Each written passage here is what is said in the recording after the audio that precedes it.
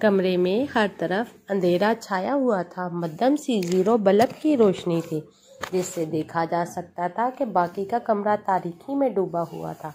पूरा कमरा फूलों से सजाया गया था। बेड को भी बहुत अच्छे तरीके से डेकोरेट किया गया था। फर्श पर फूलों की पत्तियों से बेड तक रास्ता बनाया गया था। कमरा खूबसूरती की इंतहा को छू रहा था और देखने वाले के लिए ख्वाबनाक मंजर पेश कर रहा था। कमरे में हीटर भी ऑन था, फिर भी बेड पर बैठा वजूद कपकपा रहा था और हिचकोले खा रहा था। वो 5 मिनट से बेड पर अपना खूबसूरती अरूसी रेड ब्लड कलर का लहंगा फैलाकर, अपने हाथों में सोने के कंगन पहने, खूबसूरत डायमंड की ज्वेलरी पहने, ब्राइडल मेकअप किए बैठी थी। बिलाशुबा वो बहुत पुरकशिश लग रही थी, मगर डर से उसका वजूद कांप रहा था क्योंकि वो शेर के पिंजरे में खुद चल कर आई थी। पता नहीं जिंदा बचती भी कि नहीं। वो कब से इसके रिएक्शन का सोचकर डरती कांप रही थी। इसने मान लिया था कि इससे गलती हुई है, पर इसने ये सब सिर्फ अपनी मोहब्बत के लिए किया। वो इसे नहीं खो सकती थी। वो कब से इससे मोहब्बत करती थी, ऐसा ही इसे किसी और का होने कैसे दे सकती थी। हाँ, मैंने जो कुछ भी किया अपनी मोहब्बत को पाने के लिए किया, और आज नहीं तो कल वो मुझे माफ़ कर देगा। मोहब्बत नहीं, पर एक दोस्त की हैसियत से ही सही वो मुझे माफ़ कर देगा और समझेगा भी। ज़रेश खान कब से बेड पर बैठी यही सोच रही थी, खुद को तसल्ली दे रही थी कि सब ठीक हो जाएगा, वो उसे समझेगा और उसे माफ़ कर देगा। पर वो भूल गई थी कि ये जो अब तक खामोशी छाई हुई है, ये किसी बड़े तूफान की आमद का पता दे रही है। और जैसा सोच रही थी वैसा नहीं होगा, बल्कि वो होगा जो असफंद यार खान चाहेगा। वो फैसला करेगा। वो बहुत ज़्यादा थक चुकी थी। पुर्तकान पर दर्द ऐसा हावी हुआ था कि नींद नहीं आ रही थी। उसकी कमर बेड पर बैठ बैठ कर अकड़ गई थी। वो लेटना चाहती थी, पर जब जब असफंदियार खान के गुस्से का सोचती, अपनी ख्वाहिश को होंठों पर लाने से पहले ही इसका गला घोट देती। इसके गुस्से का सोचकर उसे इतनी सर्दी में भी पसीने आ रहे थे। वो बार बार अपने हाथ से माथे को साफ करती, थूक निगलती, अपनी आफियत और अजफर खान के कहर से बचने की दुआएं मांग रही थी। असफंद लाला, मुझे लगता है आपको अब कमरे में जाना चाहिए, काफ़ी देर हो गई है। असफंद यार खान की दाईं साइड पर बैठे ज़रार खान ने इसे दोबारा सिगरेट जलाते देखा तो इसे सिगरेट और लाइटर्स पकड़कर इसे नरमी से कहा, वापस कर, मेरा दिमाग घुमा हुआ है, मज़ीद ख़राब न कर। असफंद यार खान ने अपनी लाल होती आंखों से ज़रार खान को घूरते हुए कहा, जो हर थोड़ी देर बाद इसे मना करता था और फिर असफंद यार खान इससे ले लेता था। यार बस कर दे, तबीयत ख़राब हो जाएगी, किसी का तो ख्याल करें। ज़रार खान ने जिस हाथ में लाइटर और सिगरेट पकड़ा हुआ था उसे अपनी कमर के पीछे करता इसे फिर से मना करना चाहा। कोई नहीं, मेरा कोई नहीं है। अगर कोई होता तो आज मेरी बात का यकीन किया जाता, ना कि इसकी कल की आई हुई लड़की का। किसी ने मुझ पर एतबार नहीं किया।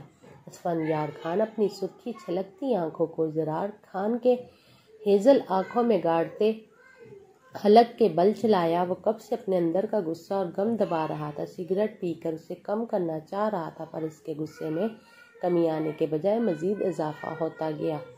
वो जब जब ज़रेश खान के बारे में सोच रहा था, उसे अपने माँ बाप की बेरुखी, उनका मुंह मोड़ना, सब लोगों का उसको शक की निगाह से देखना, शादी में आए हुए लोगों की सरगोशियाँ और पता नहीं क्या क्या याद आता था।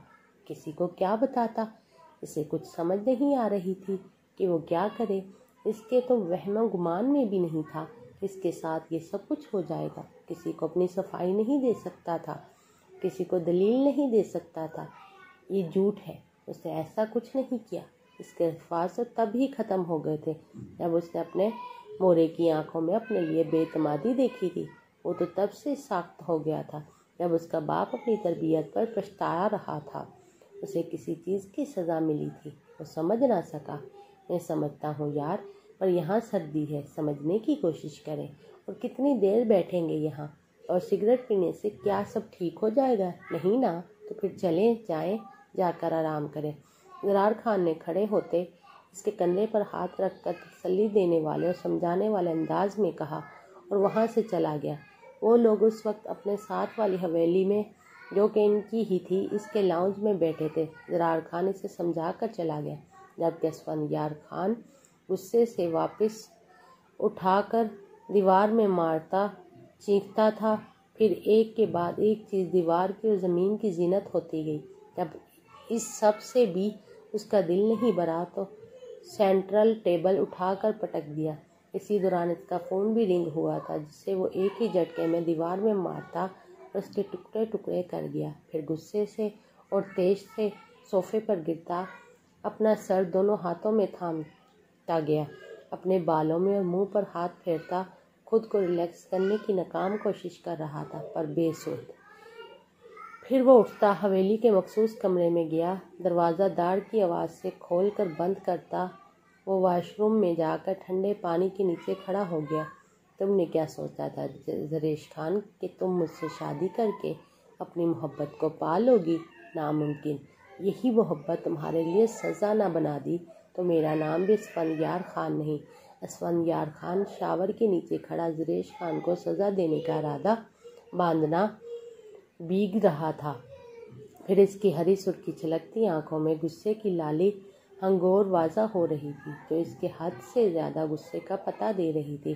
ڈارلنگ کدھر جا رہی ہو؟ زعیم خان ولا میں اپنی پھپھو جان سے ملنے آیا تھا۔ آج اس کے بڑے بھائی اسفندیار خان کی شادی تھی، پر اچانک اس کی پھپھو سکینہ بیگم کی طبیعت خراب ہو گئی تھی تو وہ خان والا واپس آ گئی تھی، اس لیے زعیم خان اپنی پھپھو سے ملنے آ گیا۔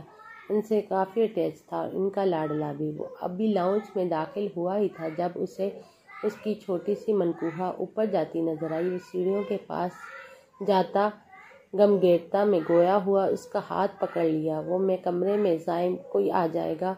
پریشے نے زعیم کے ہاتھ سے اپنا ہاتھ چھڑوانے کی ناکام کوشش کی۔ اٹکتے ہوئے کا پھپھو کے بہانے وہ اپنی منکوہا کا دیدار بھی کرنے آیا تھا، جو اسے فنکشن میں نصیب نہیں ہوا تھا کیونکہ پریشے خان کو اس سے شرم آ رہی تھی، اس لیے وہ اس سے چھپتی پھر رہی تھی۔ اوکے ڈارلنگ، کمرے میں چلتے ہیں۔ آئی نو یہاں کوئی آ سکتا ہے۔ زعیم نے اس کے ہاتھ کو لبوں سے لگاتے اس کی آدھی ادھوری بات پر اپنے مطلب کی بات کی۔ نہیں، میں نے یہ تو نہیں کہا۔